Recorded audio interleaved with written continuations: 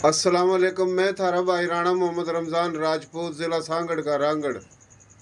आज बड़ी अहम शख्सियत हमारा थारा भाई पहलवान मोहतरम जनाब राव साजिद रांगड़ राजपूत साहिब, राव अफलातून।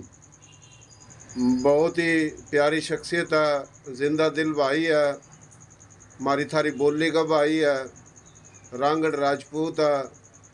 और मैं तो सबकी बात करूं, मारी बोली, थारी बोली, प्यारी बोली, सोहनी बोली, खड़ी बोली, खरी बोली, नर्तक की, खादर की, बांगर की, बागड़ की बोली, हरियाणवी बोली, मेवाती बोली, मारवाड़ी, राजस्थानी बोली।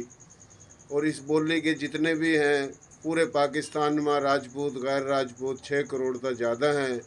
तो हम तो सब की बात करें फिर कच्छी, गुजराती, काठियावाड़ी, मारवाड़ी, राजस्थानी, मेवाती, हरियाणवी, रांगड़ी, पंजाबी, उर्दू